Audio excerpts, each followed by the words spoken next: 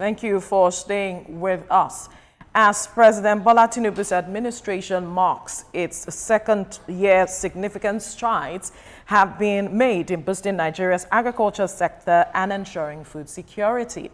A key highlight is the subnational increase or substantial increase in budgetary allocation from 228.4 billion naira in 2023 to 826.5 billion naira in 2025. This funding boost aims to revitalize the sector and enhance food production. The administration's proactive approach is also evident in its declaration of a state of emergency on food security in July 2023. This initiative targets the pressing issues of food supply shortfalls and rising prices, with a comprehensive plan that includes short-term, medium-term, and long-term objectives to ensure food affordability and sustainability. The results of these efforts are beginning to manifest. The agricultural sector has shown promising growth, contributing 25.59% to GDP and expanding by 1.76% in Q4 of 2024.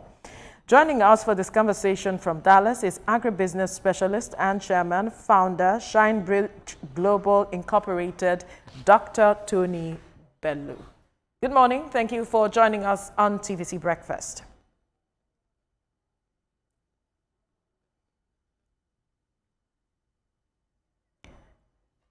Dr. Bello, can you hear me? No, I can't. Okay. Can you hear me now? It's very, very faint, unlike when we did the testing. All right, let me just pose my question. Perhaps you would hear me loud and clear once again. Now, it's been 2 years of this administration, and when the president came in, he declared a state of emergency on matters of food security, yet we are still seeing food inflation on the rise as much as possible, despite a reduction in prices in recent times. And the experts are arguing that there's still the gap between policy and the experiences of Nigerians, that we have not been able to bridge that gap appropriately. I wonder, how do you like to interpret the efforts being made by government and the effort to bridge that gap between policy and implementation such that it impacts the lives of Nigerians? Good morning, Zainab, and thank you very much for this invitation. Let me start off by celebrating the first 2 years of the president's administration, President Ahmed Bola Tinubu. Celebrate with Nigerians in our advances in democracy. Overall, President Tinubu has scored very, very well on vision. He's been bold, the speeches are bold, and is the mark of a leader. So let me unpack the question you've asked, perhaps in 3 layers. One is intent, and he scores significantly well on intent. The second is execution, and I have to agree with the experts that there is room for improvement. The third is results, what the people are feeling. And you started off with high inflation, overall 23%. The food inflation is even higher, approaching 40%. That is the definition in terms of outcomes and results. So for the vision, I think we see an A on vision and boldness and speeches. On execution, I think we can fairly give the administration a grade of B, and I can explain and expand on it. On results, we're just 2 years in. There's another 2 years to go. So I would graciously grade C on results. And part of that is the need for increased private sector engagement. Number two, improved federal and state government coordination. And three, the metrics for measuring success, the need for recalibration and alignment on what the people's expectation is versus the government functionary expectations, and to ensure that we are all aligned. And hopefully, 2 years from now, we have this kind of conversation again. The B on execution would move to A, and the C on results will move to B and or A's. That is really where I stand on this 2 years into the administration. All right, for the average Nigerian, the matrix for measuring success is food on their table and how much they spend when they go to the market to get foodstuff for lunch, dinner, breakfast, whichever. That's the matrix at which a section of the country is saying the administration has not succeeded. However, you have already said that for intent and for speeches and for policies, he has an A. How do you convince the average Nigerian that he has to be patient? Because they are saying we've been patient for 2 years with no food on our table. How long are we going to be more patient before we start seeing food on our table? Absolutely. So let me reiterate in the three measures. One, on the agricultural policy side. Two, on infrastructure, because you cannot put food on the table without adequate infrastructure development, meaning road constructions. We've talked about on the policy side, the Lagos, Calabar, coastal highway. While that is ongoing, our farmers are walking to the farms. There's a disconnect, and this is why the grassroots, absolutely, we are right on that. And I am grading those things as a C in terms of results. So I believe we are in alignment in terms of how we are seeing this. A grade of D is not one to be proud of. But we're just halfway in. It's two years in, and hopefully these kinds of conversations and constructive criticism would help the administration to put the right talent and the right people that are technocrats, and which is really, it comes from the private sector. So I am in full agreement with the masses, including myself. I am spending more than half of my time in Nigeria, and I have seen the price of food go up to my own discomfort. I can't afford it. And so this is serious business. So I could not agree more with Nigerians and the masses. However, let us be methodological about our criticism and recommendations to government to help them retool. And really, I think that's where the focus ought to be.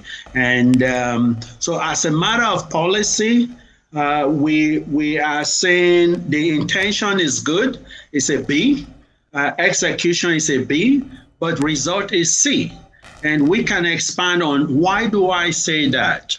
The will is there on agricultural policy. But there's need to move faster, and that is one matrix that the ordinary Nigerian, myself, and every one of us is looking at. We have to move faster from policy to practice. The second piece of this is infrastructure. Whereas we have an A in terms of vision, B, in execution, again, the result is C. Yes, there is ongoing construction, but we need some relief in moving of food from the farm gate to the marketplace to the food processors. Very, very important. We are still a long ways away from post-harvest loss management and market access issues. So whereas we are building highways, our farmers are still walking to the farm. And so we can't give you more than maybe even a D when it comes to that. The people who are really feeling the pain, who have been feeding our country. Remember that over 70% of the private sector in Nigeria are smallholder farmers, organizing to cooperatives over the last several years. And so they are the ones feeding us. When they are hurting, the whole nation will be hurting. Exactly. And I agree with you that they need to move faster, because you have highlighted the fact that they need to move faster. We cannot deny the fact that the president really talks about agriculture, and we know that the intent is there. But it's sad that we're having execution as D, because I'm feeling that we should even have that, because you can have an intent to do something, and if the intent is just there and it's not being executed well, people will still suffer. I want to speak about the farmers. I'm going grassroots to these farmers. My question is, are we really hearing their cries? Because these farmers have come out several times to experience what they're feeling, telling us that this is what we are going through. Are we really listening to these farmers? I think the jury is out on that, and let me explain. I was fortunate to be part of the agricultural transformation agenda, and if we roll back the tape, we would see there has been a marked difference between how farmers felt about government and how they are feeling since 2015 up to now, where the policy trust was sharply focused on the farmers. There's a need to turn back the clock and look at some of the things that worked back then, so that we can get the kind of response that government expect from the farmers. So the answer is we are far from it. We have deviated from some of the policy observations that work beautifully.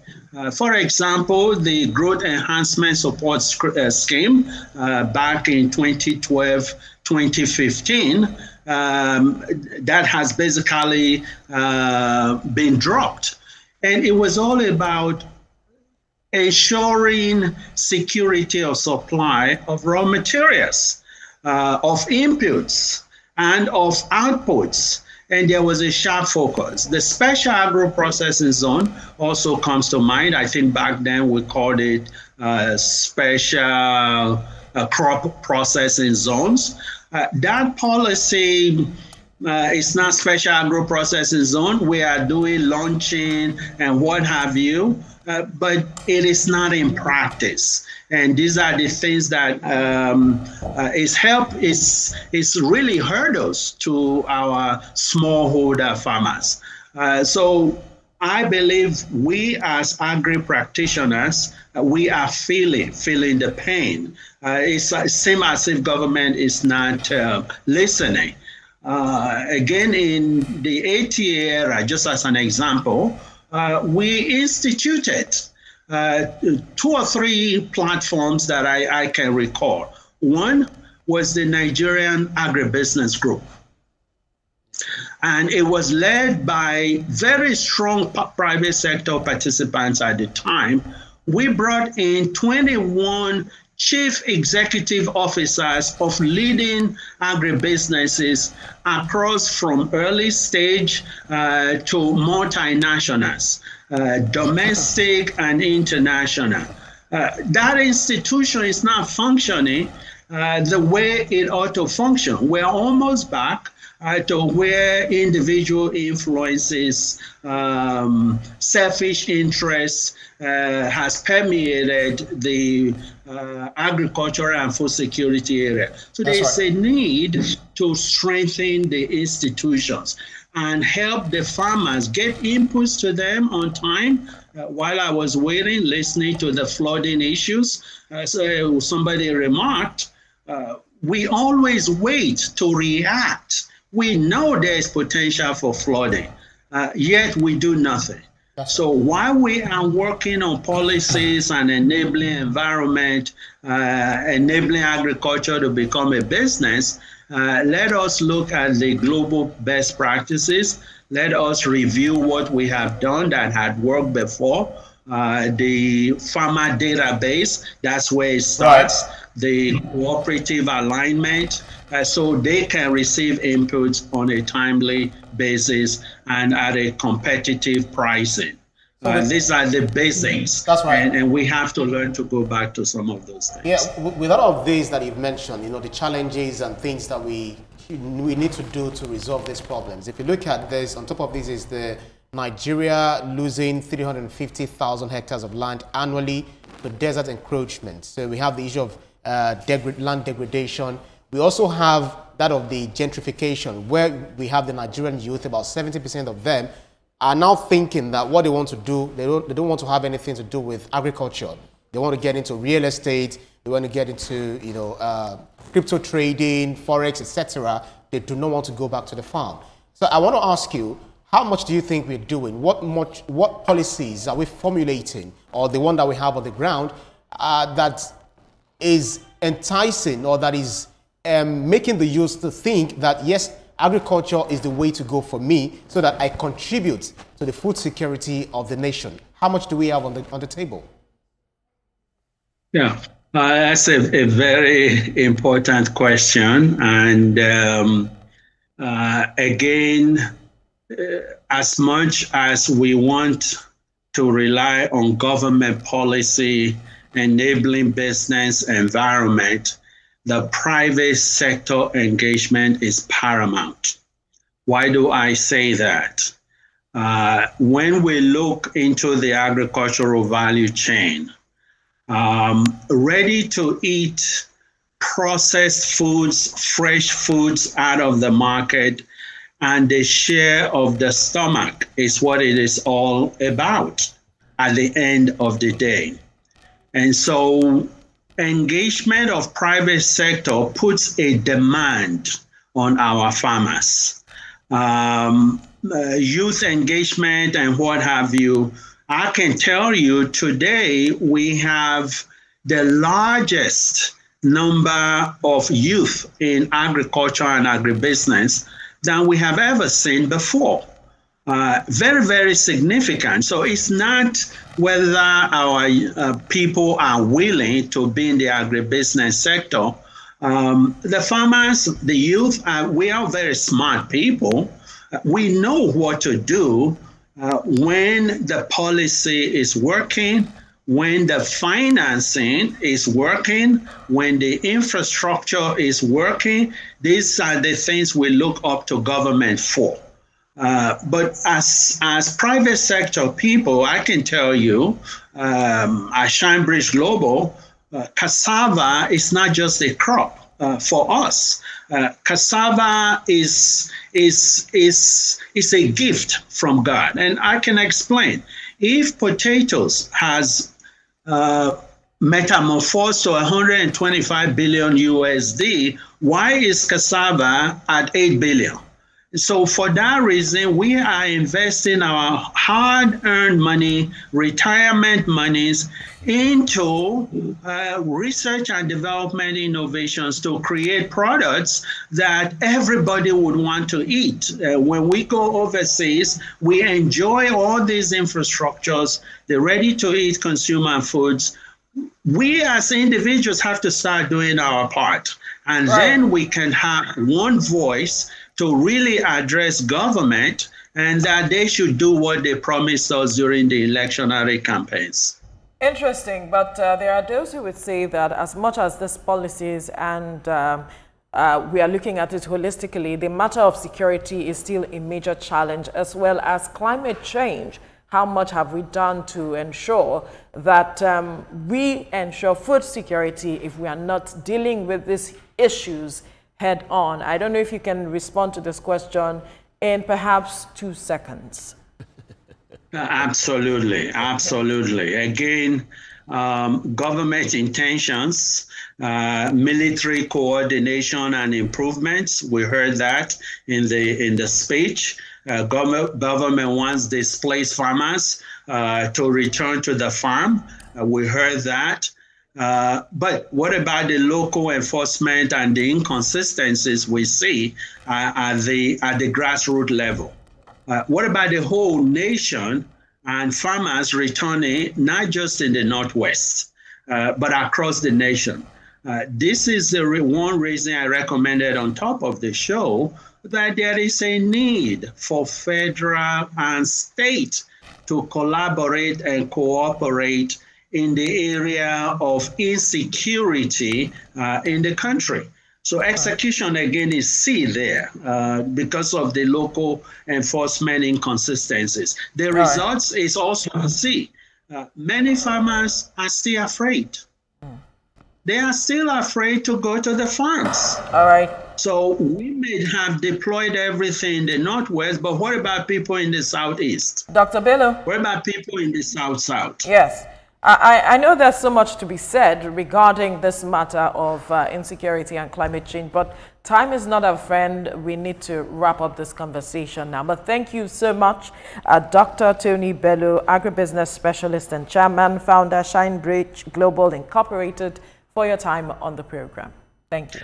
Thank you. And I'll just say that we cannot grow food when fear continues to grow. And that is the link. That's a fine place to leave the conversation. Thank you. Thank you.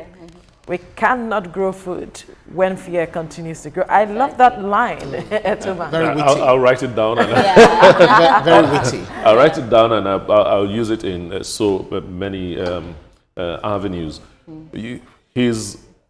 The interview we just had with him, to me, it's quite robust. Maybe because of the way he talks, you know, he's relaxed. He's a major player, so very articulate. Insight into what is going on. He makes his points very clear. One thing that is glaring is that, yes, government is taking the right decisions, making the right moves, and so on. You know, just like we said earlier on. The people have to be patient. And like the question I asked him, the people have been patient for 2 years and they're asking, how long how much longer? They be patient. You need to be patient. You know, but if I'll say something, I love the way he said, you know, the intent is A and the execution is D. I love the way he's able to articulate and explain it properly. Down. But we have seen that the intent is there when it comes to agriculture and the president. But I wish that we have execution as B as opposed to D. I wish execution is A. Or even A, actually. It should be A, because food is a major staple, unfortunately. But if we are still finding it difficult, how do we address that gap? It's critical. The subnationals play a major role here. Ibrahim. That's the bottom line. You know, what he had already told us that maybe in the next 2 years we'll be able to say, okay, the one that is A, B, C, will now take their role, you know, upward, or we'll have many A's, and that is what we wait to see. But when we talk about these, we often talk about the federal government, but what about the subnationals? What about the local government? The only thing, most of the thing they think about is politics. Okay, how do I retain my position and all of, and these are the questions we need to ask when we're talking about NLC, organized labor, you know, disagreeing with the federal government's achievements so far, you know, for these midterm reports.